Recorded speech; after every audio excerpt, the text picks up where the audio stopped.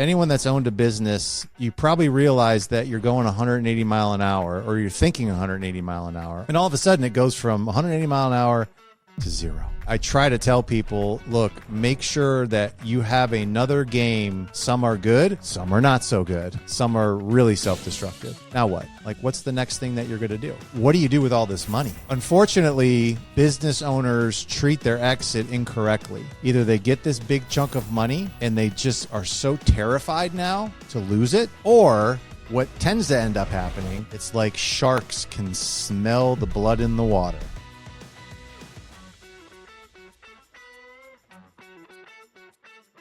Hello, hello. Welcome back to the conversation. Mary Kathryn Johnson here, CXO of Planet Wealth. And I have a very intriguing guest, and you'll find out why I think Eric is intriguing. But this is Eric Miller. He's co-owner and chief advisor of Econologics Financial Advisors. Eric, welcome to the conversation. How are you doing today? Thank you for having me on. I'm looking forward to whatever direction that we go. You never know where it is. I don't take all the on-ramps in the places that people expect. So, tell us, just for the people who may not know who you are, give us a quick little who you are and what you do. Yes, I mean, just to take it on a time machine, 2008, we decided to start a financial planning company, which was probably the worst possible year you could think of starting a financial planning company. Thank you very much. But two things are that I really knew early on. I always wanted to help people financially, and I knew I wanted to help people that were more entrepreneurial and that own their own business. And that led us into working with healthcare providers, because firsthand, my family was in healthcare. I saw the good, the bad, and the ugly, and what bad financial advice got people that were in healthcare. People that love to help patients, they weren't very good at handling their money. So we decided to work in that niche, and it was a hell of a year to start a company, but here we are, 17 years later, and we are probably one of the largest financial service companies that works like specifically with like veterinarians and physical therapists and those types of healthcare owners. But I love business owners. I love talking with business owners. I love working with business owners. So that's kind of our forte. Fantastic. And, with working with different business owners in general or specifically in healthcare, there are a couple of things that I've seen and you've talked about that you help people with, and that's like, business transitions. Let's just start there, because with AI on the horizon, not really on the horizon, already here, already taking over. Yeah, already here, already taking over. There are going to be a lot of transitions that we have to make within our business. So what does that mean to you specifically in financial advising to start with? And then we'll kind of follow up that with, in business in general. Yeah, I think business transition needs to me is like, look, everybody starts a business, and at some point in time, you are going to have to exit or transition out of that business. Nobody has founded the fountain of youth yet. I know they're trying, but we're still in a position right now where people are going to have to exit out. We have a very large group of baby boomers that are looking to retire, and unfortunately, what's happening right now is there's a lot of private equity money moving into the healthcare industry, and it's buying up practices. And I'm not really sure that that's a good thing. It's good for people that own their businesses. So transitioning is just like, how do I take what I've spent all my life creating and make sure that I get something of value when I decide to move on and whatever the next game is, and making sure that my family is taken care of, making sure that my community and my employees are all taken care of, so that I'm making a great deal for everyone. That's what I look at business transitions as. Yeah. And so in terms of business itself, then you're looking more along the lines of either exits or transitioning to a different role. Like, let's say you want to join the board rather than be the CEO, that kind of thing. Not necessarily a transition within the business itself and the way the business operates, right?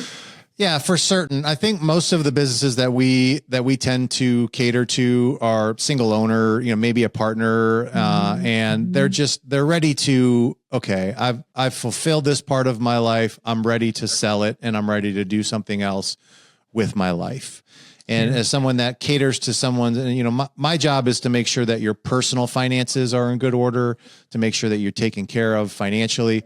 But, you know, and for most business owners, the business is like the largest asset that someone has. It's the biggest, it's the largest, it's the thing that produces the most value and cash flow for someone.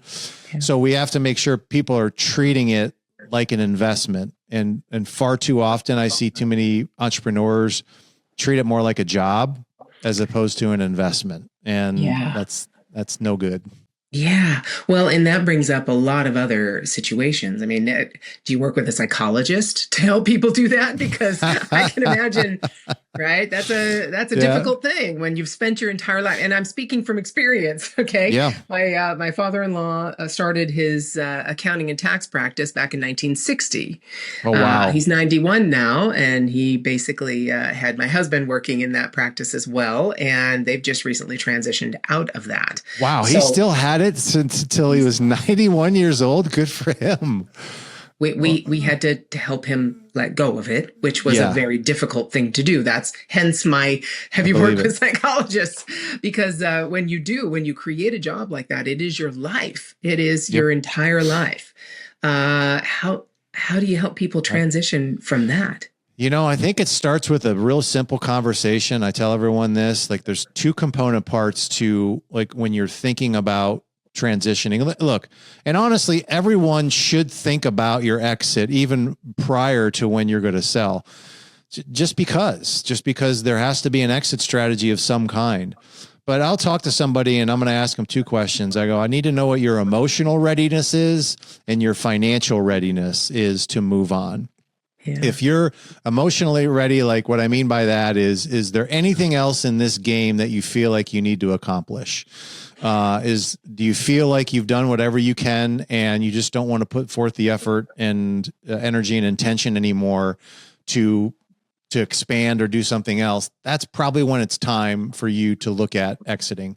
And then financially speaking, I mean, you're giving up something that produces you a lot of cash flow for your household. Are you prepared? Are you prepared to give that up? And is the value that you're going to get going to be enough to be able to sustain your life going into the next phase? And it's very difficult for people to say yes to both of those questions. Yeah. So but that's my job, is to show them like, this is what it would take. This is what you would need to sell for. This is, these are some of the things that at least give them the data so they can make a better decision. You never want to make a decision on selling your practice when you are burnt out. Yeah. And that is something that, a lot of people unfortunately get into a position of having to do. Yeah, definitely. Yeah. And I know I haven't mentioned this yet, and we can definitely talk about this, but you've kind of coined a phrase, and it's a financial beast. Okay. Yes. It's someone who's conquered a particular area, as you've explained it to me. So let's take this idea of transition, because I agree with you. This is a part of business that most people don't even think about. They're not planning for, they don't think about it until it comes to a point where everything's reaching ahead and they're burnt out and they're just like, I want out. And that's like selling your house in the middle of a divorce, right? That's because you have to, and you really have no choice, and you probably aren't going to get the best deal, when you do it that way. So if I wanted to be a financial beast, and first off, give me an explanation of what that is. Yeah. And then secondly, if I wanted to be a financial beast in the sense of transitioning out of my business, what are the things I need to put into place to consider myself a financial beast? Okay. All good questions. Let me start with the financial beast definition. I think you hit it on the head. I think of a beast as someone that's kind of dominated or an area. You think of a big gnarly beast that, is probably in the forest, and you're like, oh my gosh, he'll win. Not me. He'll win. That's right. So financially, again, it just came from, I had a client that I started looking at their financials and their balance sheet and their business and their personal finances. And I'm like, oh my gosh, you have an abundance of income coming in from multiple sources. You're free of all bad debt. All your assets are protected from taxes, inflation, and lawsuits. Your business is profitable. It's sustainable. It's transferable. And look, you have time to do whatever you want to do. He's like, God, Eric, I was like, you're a beast. So that's what to me a beast is, all those things. And of course you can measure those things along the way. Now you'll notice none of those things were like a number. It wasn't like, hey, I had $20 million or $10 million, because everybody's different. Everyone's going to have a different appreciation for money or desire or need for money. So I just think those characteristics would allow someone to be a financial beast. Like you have conquered the area of money where 75% of the population or more have not. You know, they've struggled so mightily because they just don't know what to look for or what to do. So that's my definition of financial beast. I'll answer the second part of the question right now. How do you transition into to really becoming like a beast when it comes to, you know, the exit or the transition? You know, I think it really comes down to, I have to build something that someone else would want. I have to build something that doesn't require me to have to be there to do everything. And that I have a good team that is working together, coordinated, and I have good financials in order. Okay. So look, nobody wants to buy chaos. Nobody's going to buy chaos. I wouldn't want to buy chaos, anything that's chaotic. No. So the best thing someone could do in looking at their business is just looking at all the areas that are chaotic and try to handle those areas. Whether it's you know, your employees or your business systems and policies or your finances or your sales line, your marketing line, just look for points of chaos and try to bring some order to them. It's not going to happen overnight. It's going to take some time to do, but you know, once you do that, it's going to allow you now to present this business to someone else, and they're going to look at it and say, wow, this thing is not going to be perfect, but it really is something now that is valuable, that I can take and do with what I want to do with it now. And I'm willing to give you, you know, a good chunk of change for that. I think that would be an ideal transition right there. Wow.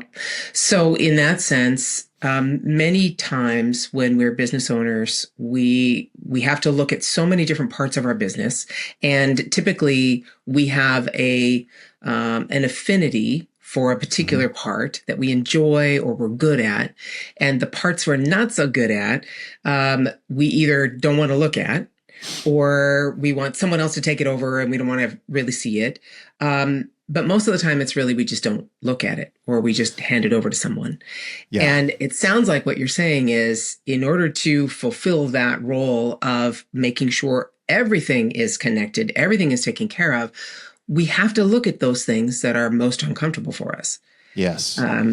If we want to be a beast. Yeah. Yeah. If you want to be a beast, you have to confront an area. Now, when I say confront an area, you got to be able to look at it and inspect it and know what the ideal would look like.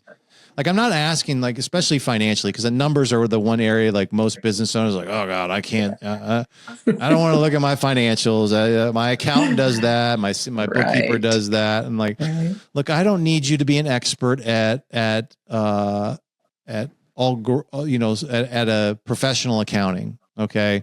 I don't need you to understand like the most basic nuances and detail. I just need you to know what are some indicators that would tell you whether or not your business is doing well financially. Okay.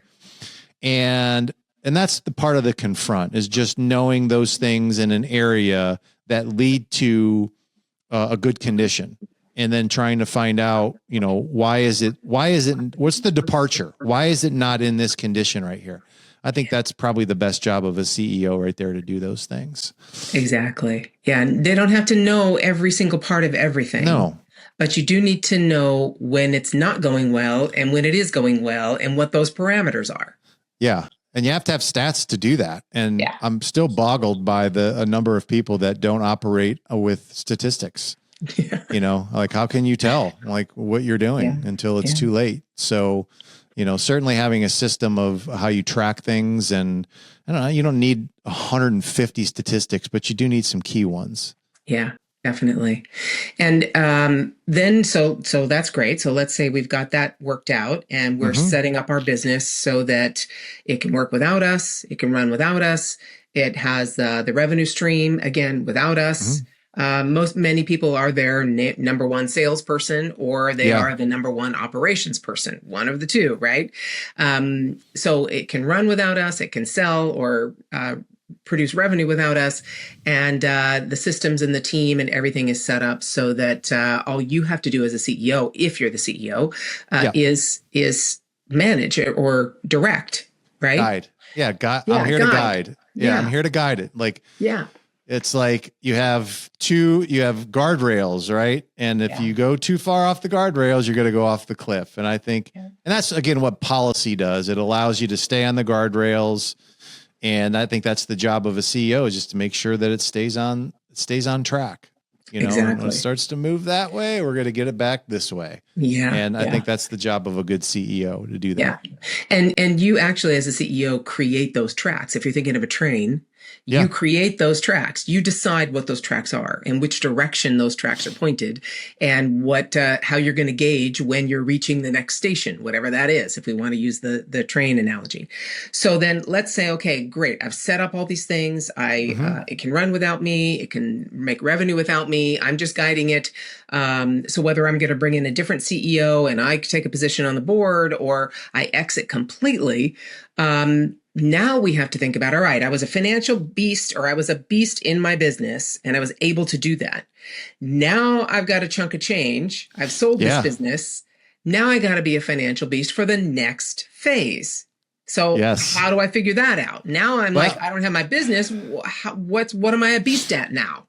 yeah. And that's a very important question, because you got to remember, anyone that's owned a business, you probably realize that you're going 180 mile an hour, or you're thinking 180 mile an hour all the time. And all of a sudden it goes from 180 mile an hour to zero. Yeah. And that really messes with people. So I try to tell people, look, make sure that you have another game that doesn't have to be the same, a business. It doesn't, I mean, it can be some other endeavor, but something that's going to occupy your time, is going to give you a purpose to do something. Otherwise, look, people are very good at creating games. Some are good, some are not so good. Some are self-destructive, some are really self-destructive. So I don't want to like have people just sell their business. Okay, great. You get $10 million, you get $8 million, you get $20 million. Great. Now what? Like, what's the next thing that you're going to do? So I think that's definitely the first thing. The next thing is, what do you do with all this money? Because people are like, it's like, I won the lottery. And it's like, I have all this money and now do I just do what I used to do? And unfortunately, business owners treat their exit incorrectly, meaning there's two things that occur.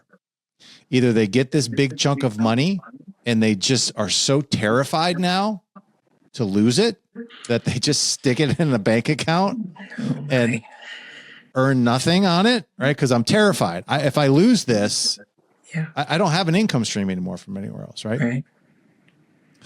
Or what tends to end up happening, and I don't know why this is, and I don't understand the phenomenon, but it just seems to happen, is that when people get a ton of money, it's like sharks can smell the blood in the water, and they start getting, hey, my buddy Jimmy from college, who I haven't talked to in 20 years, all of a sudden has this really awesome investment that he wants me to put money in. And I'm like, what in the hell are you doing? And they start listening to, and I'm just like, oh.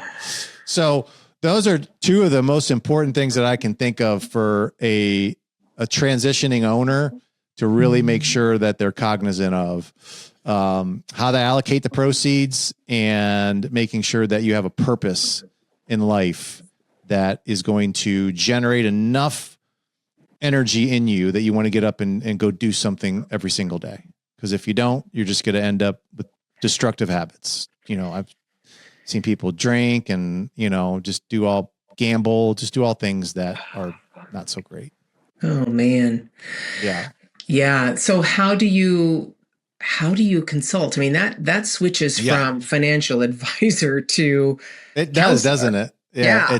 it seems like it, and that's funny because we're our businesses, we're a registered investment advisor. We manage investments and money for people. But look, I mean, people trust us with like Yeah. the most they have to. Yeah. I kind of use a little acronym. I'm like your BFFF. I'm like your best financial friend forever. I'll use Yeah. that sometimes with people because Yeah. it really is. There's so many areas of mistrust that has been created in society, and I get it. I really do. Yeah. Some warrant it, some not, but that's the way it is. People just don't really trust anything anymore. So, I think when it comes to your money, you just have to be really, really cognizant of, I know what I own and I know why I own it. And that seems to be Yeah. a very basic principle investing that I learned. I read, it's a really big book. The name just escaped me. Warren Buffett had, Benjamin Graham, who's like, a old school investor. Warren Buffett's mentor, wrote a book on the principles of investing. And I just read that recently and I'm just going page for page and like all these things still apply, Yeah. even though we're in a crypto world and we're in a, different age, these principles still apply and people still need to do that when it comes to investing, I think is really important. Because it's not really the money, right? Money doesn't do something in itself, No, just as its existence. It has a use, it has a purpose, correct. It's a and tool. it's a tool, right? And we humans use many different tools for many different reasons. So that's a great segue into a question that I was thinking about, which is there anything that we should never do with our money? Is that something you've said? Never do X. Yeah. Yes. There's definitely things that I've done that. I think if you get that much, look at all the biggest institutions on the planet, all the biggest endowment funds or, state run funds, they all have something called an investment policy statement. And that policy is there to guide, hey, these are the rules of how we're going to invest this money. So we can, the basic definition of an investment is something that's going to be returned to you someday. Yeah. Like, so when I'm investing something, I should get my money back at some point in time. Yeah. So I think everyone should start with like an investment pot. Like, what are the rules? What are the guidelines of how I'm going to invest my money? Okay. I think it would start right there. There would definitely be some things that I would put in as rules, like not loaning money to people would be, I think, a good rule that no one should probably do. And then looking at those investments which have historically returned money to people. Now, whether that's real estate, stocks and bonds, marketable securities, there's private investments. There is a whole litany of investments out there that one can invest in. But you're still, at the end of the day, you're responsible for that. You still have to know what it is that I own, and then why do I own it? Like, what is it going to help me achieve in my life? Okay, I'm going to invest $1 million in tax-free municipal bonds. Why? Okay, well, I want tax-free income. Okay, great. That makes sense. That's just an example. But I think just having a good investment policy and then making sure that if you're going to give money to someone to invest, that you really look at that person and their history. Because another big thing that happens to a lot of business owners is they get ripped off. Yeah. They get embezzled. And maybe you've heard stories of that. I know that we have a ton. It happens so much in the healthcare industry that people get ripped off all the time. And the primary problem was they gave financial. So here's a tip. Never give financial control to a financially irresponsible person. And, sometimes people don't, well, how do I know if they're irresponsible? Well, okay. Research, it's called. I can't solve everything for you. I mean, you look at that person, do they have a lot of credit card debt? Do they overspend? Do they what are they doing? Yeah. And, those are things that I think could prevent a lot of pain, avoidance of financial pain, if they just do those things right there. Yeah, definitely. It's like, taking workout advice from someone who doesn't work out. Yeah. Or is not in shape. That probably isn't smart. No, it's not. Yeah. And especially with your money. It just, Yes. you really have to do your due diligence on the people that you're working with. I mean, the stories are endless of people that have gotten ripped off. It's just endless. So sad. But it all comes down to a core of that somebody gave financial control to someone that was either a criminal or just financially incompetent or irresponsible. Yeah. So, it probably starts there. Yeah, definitely. So we kind of roundabout back to also the other question I was going to do, which is the opposite. I started out with what should you never do? Well, one of the things it sounds like you should always do is have that policy, right? That investment policy that you mentioned. 100%. Yeah. Is there anything else? One of the first things that I try to teach business owners is that you have different roles in your business and they have different compensation. You should make sure that you're compensating yourself for that. Mm-hmm. And, most people, have, you have a technician role, you have an executive role, and then you have your owner role. And those are three very different things that people do in their businesses. Well, most people pay themselves as their technician if they're doing that, or maybe they pay themselves as an executive. Very few people have a system set up to pay themselves as an owner of the business. They're like, I don't understand, Eric. Like, what does that mean? Well, I'm like, well, look, you took all the risks to start this business. You're the leader. You're the visionary. Don't you think you should get compensated for that? And they're like, sure, but how do I do that? Yeah. And I'm like, well, just look to corporate America. I go, if you go to corporate America, most big corporations have parent companies where they demand like a 10% management fee that's paid from all their subsidiary companies to that parent company. Okay. And I'm like, well, your household is the parent company.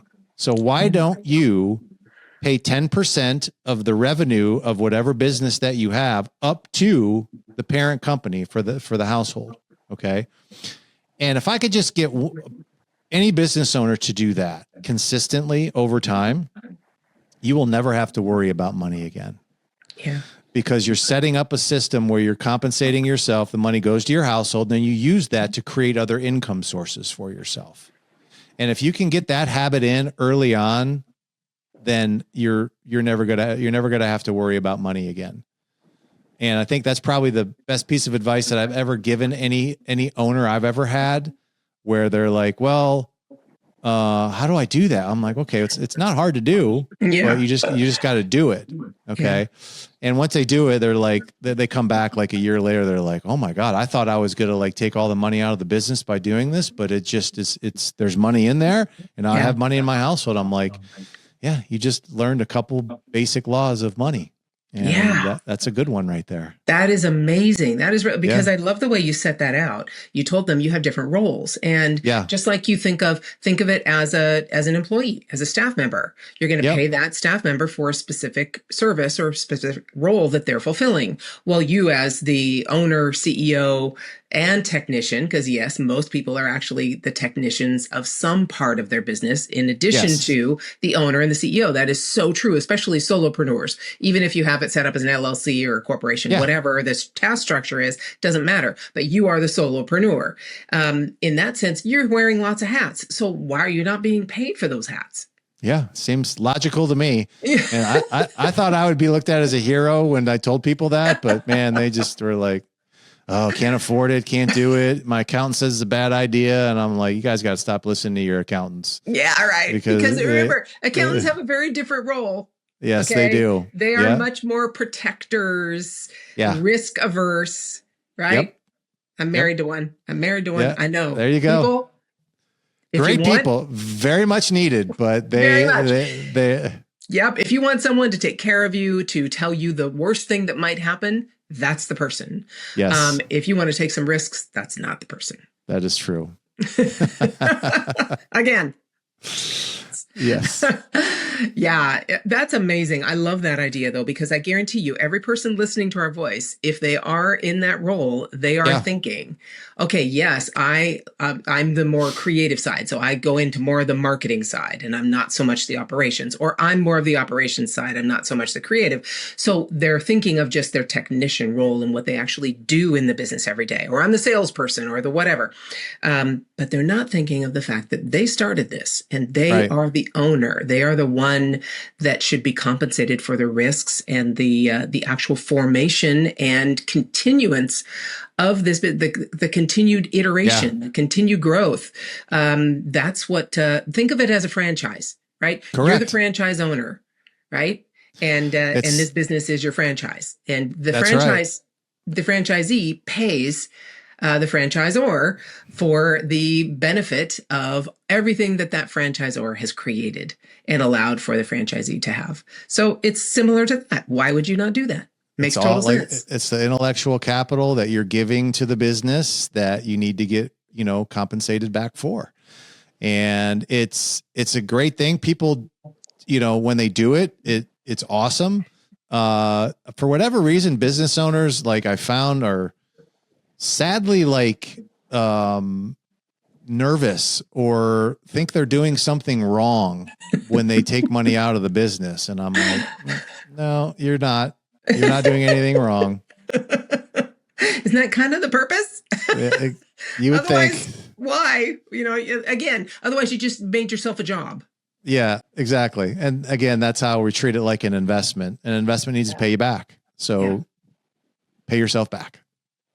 That's fantastic.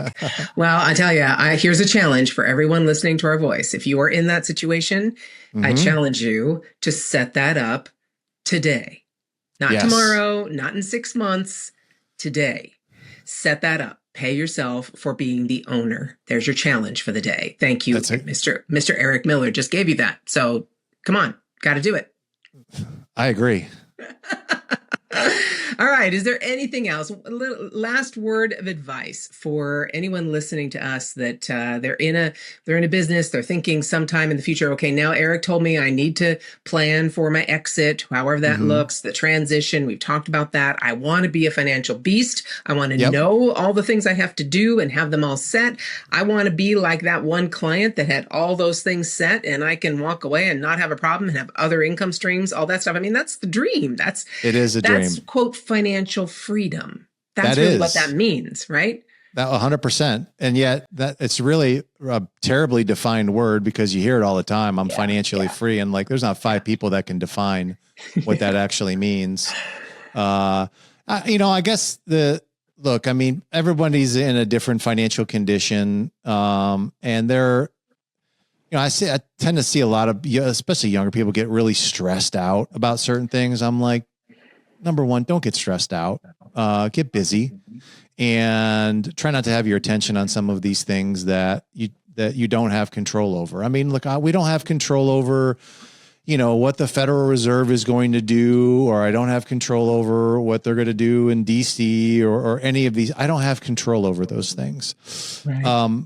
But the one thing I have kind of realized over time is that, and just what I've seen is that 99% of the financial condition that everyone is in, you, me, anyone else, really has nothing to do with external factors. It is an inside job. It is how our viewpoints and our habits and how we handle money before it comes in. And if you can, have that moment of realization or enlightenment that you do have control over your outcome, then I think someone's on the pathway of really succeeding financially. But if you just think that it's the IRS or it's, the Republicans and the Democrats and, it's, whatever it is, then you're just setting yourself up to, not succeed. So teach yourself or learn from people like myself or, listen to this podcast about how people handle money successfully. Yeah, a beast is not created from the outside in. the beast is created from the inside out. And I haven't put it that way, but I will start using it that way. So thank you. Right? That's what you just said. I like that. Yeah. It is created from the inside out. And Yes. the external view of what your financial situation will be starts with what you create on the inside. And that's one of the reasons this podcast is called Fortunes of the Brave, because you need to be brave to look at some of these things that are not comfortable, that may not be inherent and intuitive to you. But there are people like Eric who can guide and advise, who've been there, who've seen things. And probably you'll run into some of those same things because we are humans and we all tend to kind of have the same situations happen. So, create it from the inside out and be a beast. I love that so much. I am going to absolutely model my life after that statement. So thank you for that, sir. I so appreciate it. I've had an amazing time with you. So glad you're here. This was very fun. Thank you so much. We're here to share insights and bold moves in our quest to help everyone gain more financial freedom. Subscribe on your favorite platform and play your part in Planet Wealth's mission to reignite the American dream.